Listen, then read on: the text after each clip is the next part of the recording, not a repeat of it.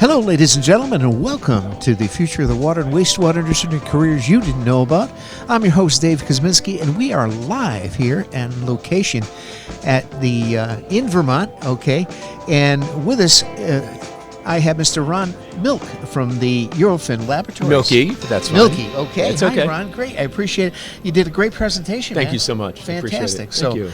Thank you. Tell me how you got into the water industry in the testing. This is, Wow, that's great. That's a great question. No, I started many years ago. I was 24 years old, just got out of college, and I used to hate doing lab bench testing in college. There was the labs I would take because I took I was an oceanography degree, and man, I could not stand those labs. It's 3 hours long, and then I go and I get a job at a laboratory out of college. Wow. And I started working there, and I went from bench chemist, worked up to project management, and then in sales. But I've been in the industry for 36 years now. God bless you, man.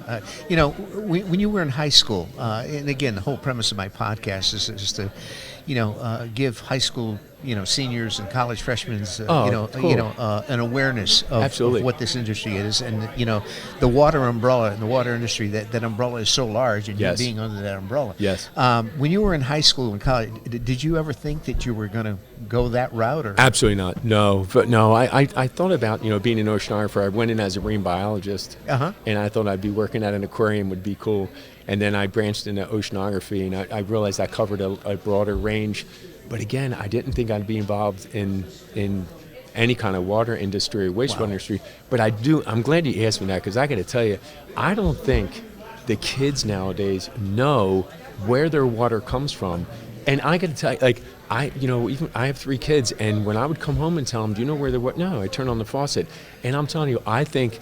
This is like my soapbox thing. I don't have too many soapbox things. My soapbox thing is I think we need to get these kids that are 3rd, 4th, 5th, 6th grade, get them to the water treatment plant. Sure, give them tours. Let them know, absolutely. And I do know some water treatment places that they do. Yeah, they talk. Oh, yeah. But I think it's tough getting to schools to do this. Yes. But I'm telling you, it is such an interesting, and I told my son, he goes to Wentworth now, and he didn't really care about getting in the water industry. And I said, listen, if you get in the water industry, you will have a job tomorrow.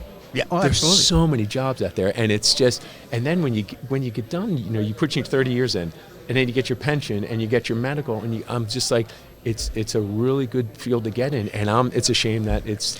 Well, statistically, and when I started this I think you're episode number 87 now. Okay, awesome. But when I started this, basically the attrition rate within the water industry, basically water operators per se, 45% of all of the water operators, are eligible for retirement within the next 5 years. Yes. Okay. Yep. I've been hearing it's scary. We have to start refilling that pipeline. Yes. To get those kids, and unfortunately, again, most of the interviews that I've done, most of the people that when I ask them how they got into the water industry, it was by happenstance. Absolutely. Okay. Yes. Yeah. My father knew somebody, my uncle was in the business, and so. But it's not something that a college senior says. I'm going to go into the water industry. Yeah. Right. And I think that's the whole premise. This podcast I distributed to all of the high school guidance counselors. Oh, that's fantastic. So it gives a little bird's eye view for students, and as you say, the industry in itself, it's a secure industry. Yeah. Yes. Okay, it's not something. It's not an industry that you can outsource. You need boots on the ground. You need people doing the lab tests. You need people fixing the leaks. You need people testing the meters. Yes. And so forth. So that's the thing. If you were to give a high school senior or college freshman advice, what would you say? I would say it's the reward you get out of it. I know that some they may think, but it's such hard work, but it's so rewarding. Yeah. And you think to yourself, during COVID, these people had to go to work. Yeah. They were essential workers. That shows you right there how important this job is, and the fact that they're going to be. Everyone drinks water. It's that type of thing. And I don't even want to just sit here and say it's only drinking water. It's the wastewater industry too. Like it's just there's so much so much reward to it, and you're guaranteed a job. Absolutely. And you're guaranteed, and if the kids are afraid of, but what about days? You get all the state holidays off. Like, it's that kind of stuff comes into play too, right? You got pensions, you got 401ks. Absolutely. It's security. Security is huge. Once your foot's in the door, it's no turn. You're there. You're there. And that's the thing. And it's I've talked to water utilities. A lot of the water utilities, they're starting entry level. They're starting at $60K a year. I know. Okay, Yeah. And that's with no overtime. I know. And so forth. But when you get into a situation now, just give me an idea of from a lab standpoint how you service the water industry.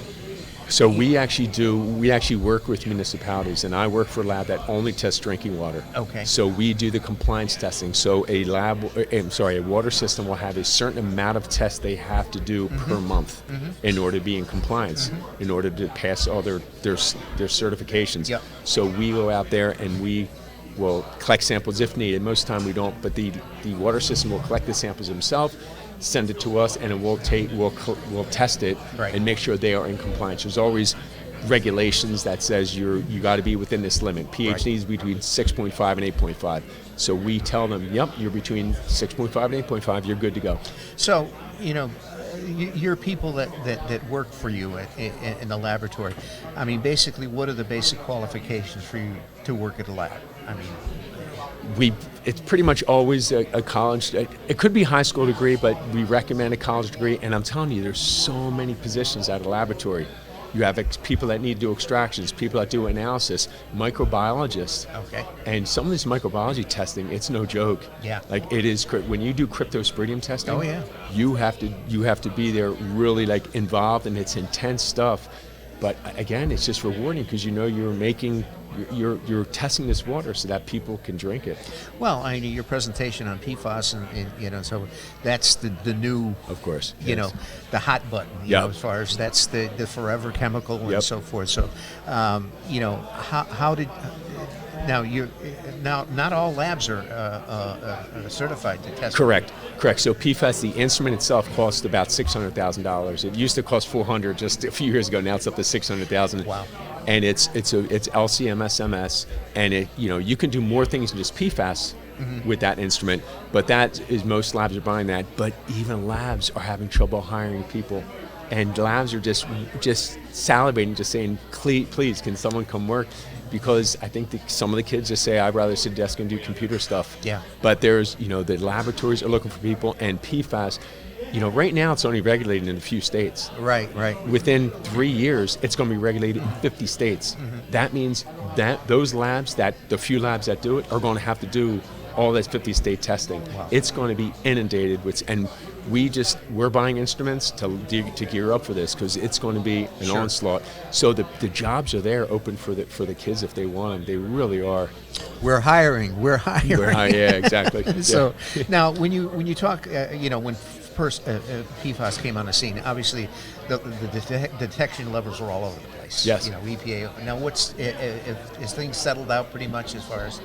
Yes, I think that the 2 parts per trillion is what they settled with. Okay. There was a scary thing that said they were going to get down, they wanted to see a health effect of 4 parts per quadrillion, which there wasn't a lab, an instrument, or a method that could see down that low. So it was like the EPA just really came with this snap judgment and scared the crap out of everybody, and it wasn't true. Right. So now the 2 parts per trillion, and now that the EPA came in with the 4 parts per trillion for PFOA, 4 parts per trillion for PFOS, the 2 parts per trillion is exactly where they need to be to hit those, for those limits. It's amazing, from a regulatory standpoint, when first things about the scene, okay, everybody's looking around. Okay, exactly. What are they doing? What are EPA's doing? Yep.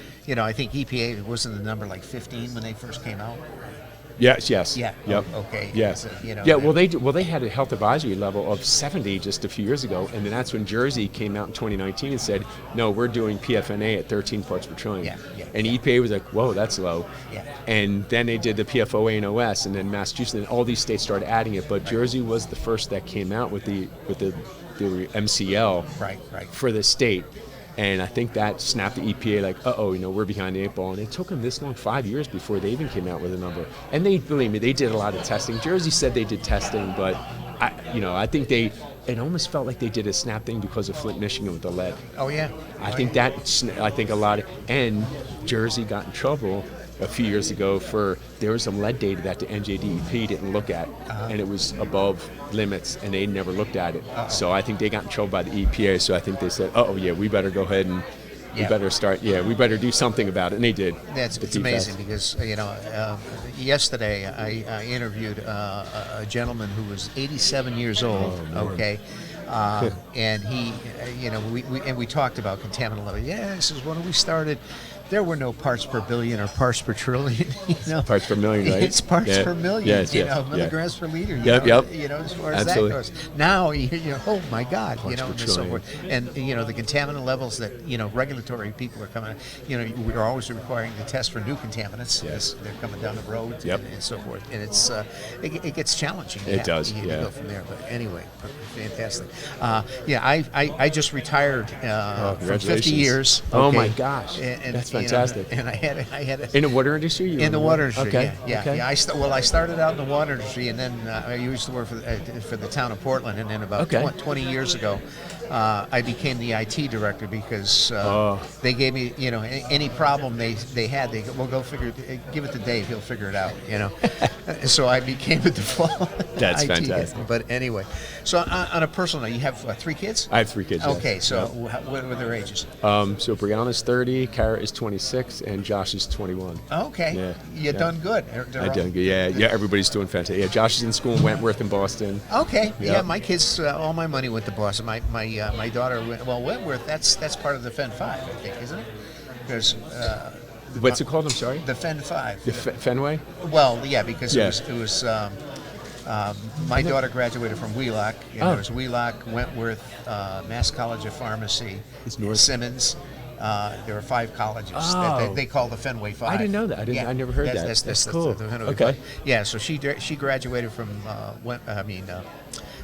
Wheelock, undergrad. Then she did her postgrad at BU, and my son graduated from Berklee College of Music. So all my money went to Boston. At Boston, absolutely. Yeah. My daughters went to school in Baltimore, so they're a little further away. Yeah. So fantastic. So what do you do for hobbies?